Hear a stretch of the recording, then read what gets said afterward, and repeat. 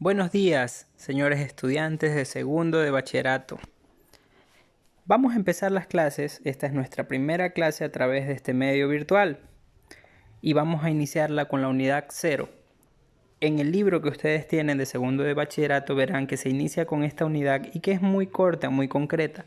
Esto se debe a que es una unidad introductoria y los temas que aquí vamos a desarrollar en estas primeras clases corresponden a lo que ustedes ya vieron el año anterior en primero de bachillerato. Es decir, esto es solamente un recordatorio, un refuerzo de algo que ustedes ya vieron. Empecemos con el primer tema, el origen de la vida. Bien, como ustedes sabrán, como ustedes recordarán, la biología es la ciencia que estudia a todos los seres vivos. Y siempre ha surgido esta incógnita.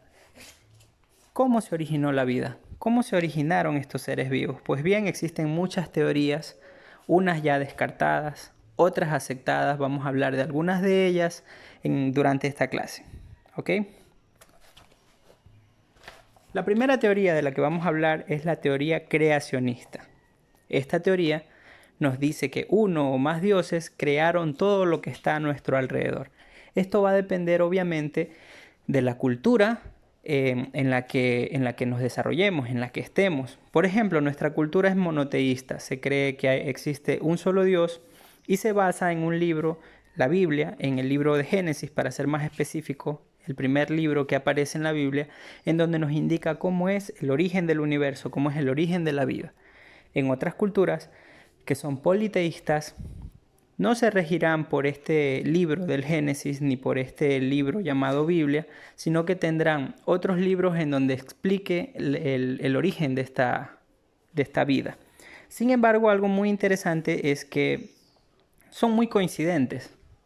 Lo que ellos mencionan en sus libros y lo que se menciona en el Génesis tienen cierta analogía, tienen cierta relación. Bien, pasemos a otra. Otra teoría que surgió y que fue refutada fue la de la generación espontánea. Como ustedes recordarán, explicamos que la teoría de la generación espontánea nos decía que era posible obtener o que se obtuviera seres vivos a partir de materia muerta en descomposición. Esto ocurrió ya que mediante la observación las personas podían ver que, por ejemplo, un animal que estaba muerto, pasados los días, encontraban de ese cuerpo, salían gusanos, larvas, y otros días ocurría de que encontraban moscas que salían de allí. Entonces se creyó que a partir de un animal muerto era posible desarrollarse vida. Sin embargo, esto fue refutado gracias a varios científicos que mediante el método científico experimentaron y demostraron que esa vida que supuestamente surgía a partir de la materia muerta no era así que ocurría, sino que esa materia muerta, al estar expuesta a condiciones ambientales, llegaba a algún otro ser vivo, desarrollaba allí o comía allí y se reproducía en esa materia muerta, dejando su descendencia, como por ejemplo las moscas, dejaban sus larvas y de esas larvas dejaban sus huevitos y de esos huevitos eclosionaban las larvas. Ok, como podemos observar aquí en el gráfico, se realizaron experimentos con recipientes como matraces, vasos de precipitación, etcétera, abiertos y cerrados. Y resulta que se demostró que cuando estos recipientes estaban cerrados y dentro de ellos había una materia muerta en descomposición, no se generaba ningún otro ser vivo a partir de esa materia muerta. Pero en cambio, cuando esos recipientes estaban abiertos, entonces habían otros seres vivos que entraban allí y que podían desarrollar o dejar su descendencia. También Louis Pasteur demostró mediante un experimento que si las condiciones eran adecuadas, como por ejemplo pasteurizando el líquido en un matraz con cuello de cisne, no se iba a desarrollar ningún microorganismo siempre y cuando no hubiera entrada de aire allí. Pero en cambio, si ese matraz quedaba abierto, nosotros podíamos observar que ese caldo, aunque hubiera sido pasteurizado, podía desarrollarse microorganismos en él.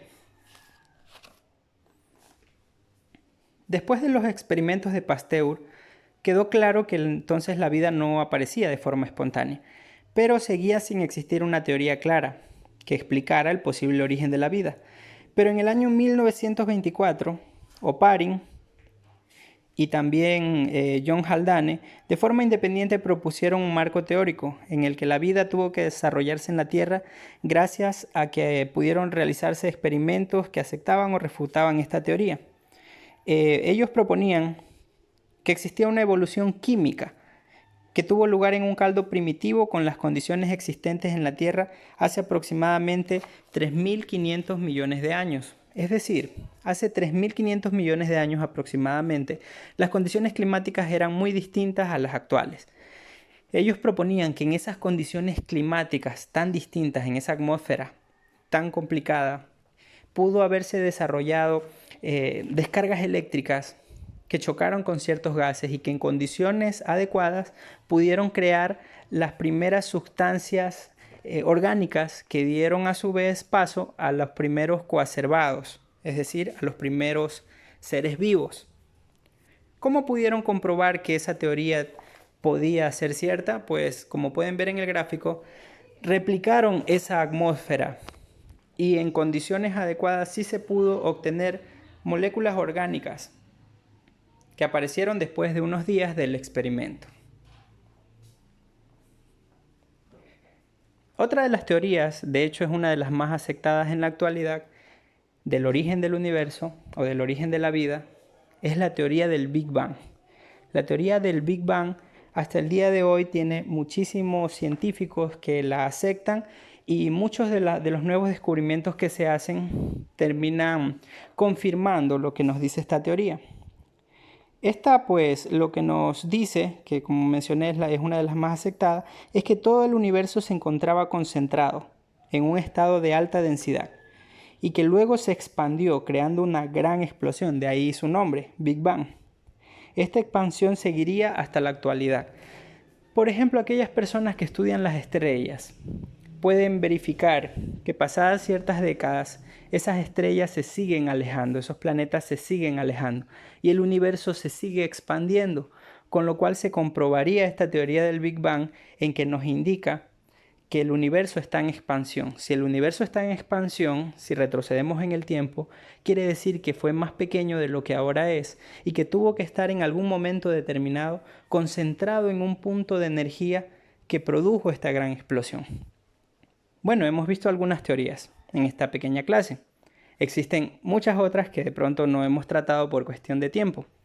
Ustedes podrán investigar más sobre el tema si leen en su libro estas páginas primeras de la unidad 0, si investigan más sobre el tema y también si entramos en la siguiente clase que va a ser una charla virtual donde vamos a conversar más sobre esto, vamos a tener un foro de discusión donde ustedes podrán realizar preguntas, resolveremos sus dudas de mejor manera y de esta forma podrán realizar también las actividades o tareas que van a ser enviadas. Bueno, muchas gracias por su atención.